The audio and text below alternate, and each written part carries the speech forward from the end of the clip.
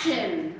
Hello everyone, welcome to week 2 of West Coast Swing 306 Lead and Follow Anything. My name is Allie. Max. We started class today with some drills to work us up to solo turns. So we start weight on the balls of the feet, kiss the floor with the heels, evenly weighted on both feet. We did stretch of champions, in which our entire upper body twists.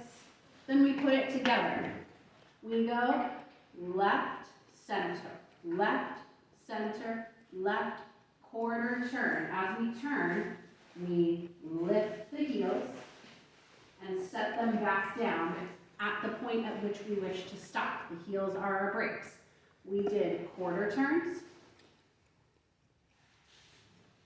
We did half turns.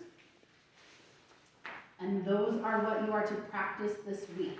We don't move on when we get the quarter turns right. We move on when we can't get the quarter turns wrong. And we do that in both directions. So we go right, center, right, quarter turn. If you get up to half turns by next class, I will be very impressed. Most of you will probably stay at quarter turns, and that is perfectly okay. Yeah. Then, When did we start with that? pow. Oh yeah. So we're kind of adding what we did last week by adding more leverage and compression into the dance. So we created a lot more compression to energize it down. That's like the classic All-Star Finals end of the song, right? So we practiced that punching forward.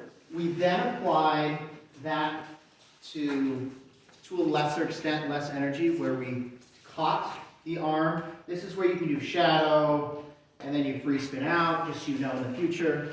But like, that was more getting us to the right spot.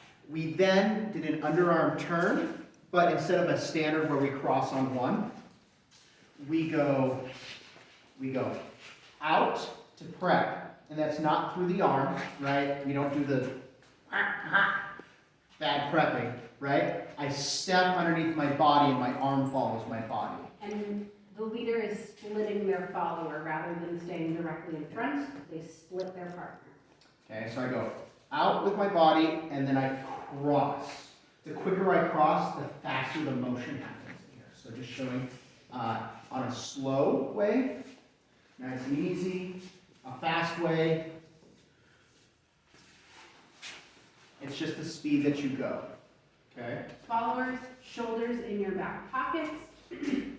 Rib cage melts down towards the pelvis. This also works for leads too. Yes.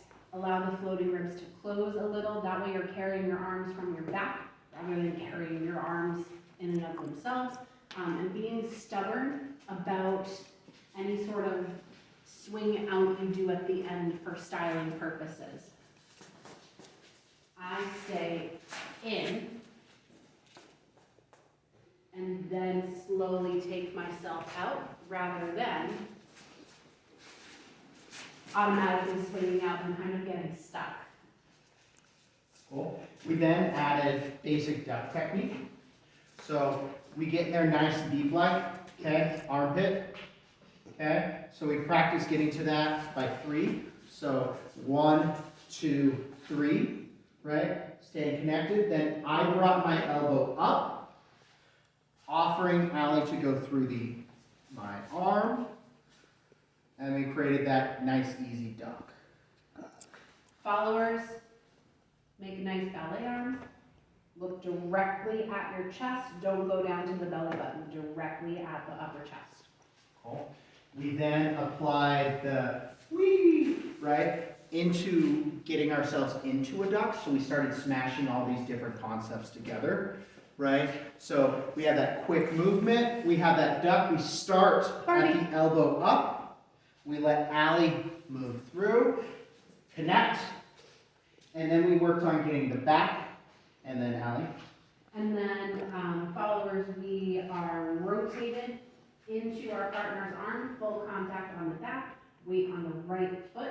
As we finish our triple step through the left foot. I lift and lunge. Step back on the right foot.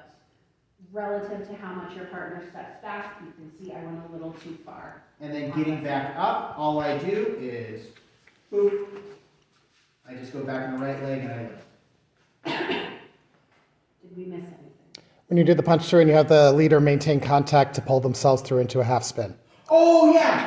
So that's prepping us for week 4, right? We have here, connect, there's a ton of energy here. If you don't have a ton of energy, you're not gonna turn, okay? Or spin, specifically. If you notice leads, half spin, right? So that's already getting you into that spot. Thank you. Thank you, everyone.